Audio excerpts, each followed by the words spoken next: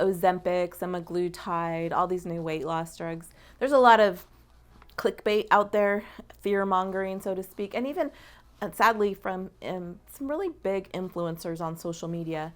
The I told you so's, bookmark this in a year, come back and say, I had a crystal ball that said this is going to be horrible. So what I'm seeing with the GLP-1s, we're talking mostly semaglutide and tirzepatide, which a lot of people know as Ozempic and Mounjaro. We're seeing a lot of people talking about Ozempic face. That's a first thing, about you get a thin, wrinkly face when you use Ozempic. Well, I guess that's a partial truth, because if you're losing weight, you're going to lose weight in your face. And it doesn't matter how you are losing weight. It could be called bariatric face. It could be called phentermine face. Like, there's so many titles that could be put on that. And yes, when you are using Ozempic, Wegovy, semaglutide, Mounjaro, tirzepatide, when you're using any of those and you're losing weight, you're going to lose weight in your face. So definitely you can end up having some sagging, a few more wrinkles and creases that you didn't have. But there's things also you can do about that.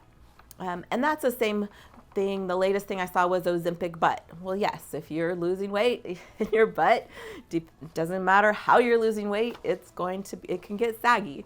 So the clickbait is sometimes just laughable when I'm scrolling through social media.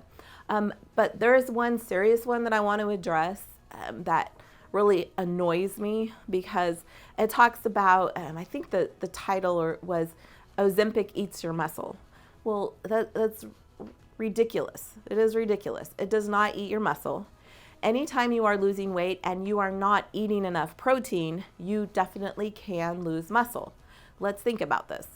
Your body needs amino acids to make enzymes, to make muscle, to make skin, to make cells. And so it's going to get it from somewhere. If you are not feeding your body enough amino acids in the form of protein, then yes, it will get the amino acids from where it can. So what is important when you're using these GLP-1s, this class of medication, this kind of for weight loss, you have to eat protein. And I'm talking 100 grams or more a day. And if you don't know what that looks like, you really need to get a tracker and track the grams of protein that you're eating.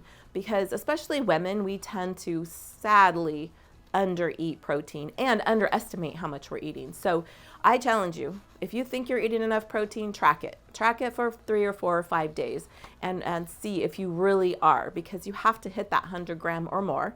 And if you're working out, lifting heavy, trying to build muscle, you need more. Men especially will need more, 150 to 200 grams a day.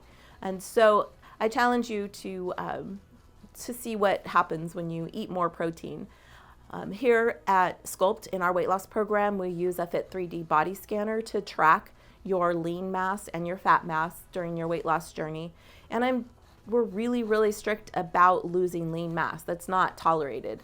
And so when you are on your journey trying to build lean, lose fat, you need to eat protein.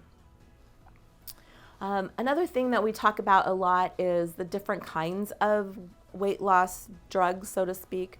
There's tirzepatide, which is commercially available as Mounjaro. Right now, only FDA approved for type 2 diabetes. They are definitely working on a weight loss indication for that.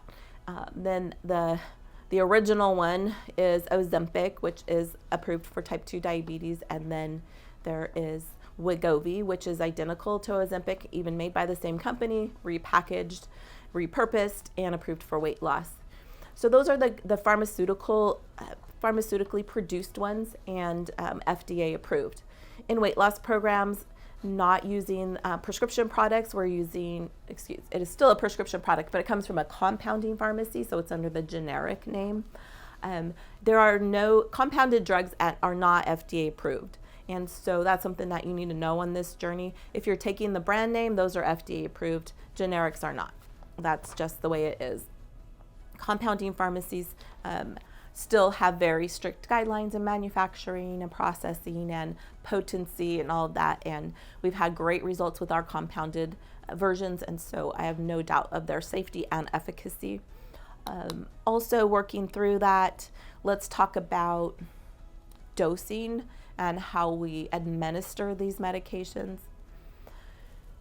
More is not better. And unfortunately, it's kind of an American mindset that the highest dose is best and I want to race up to that.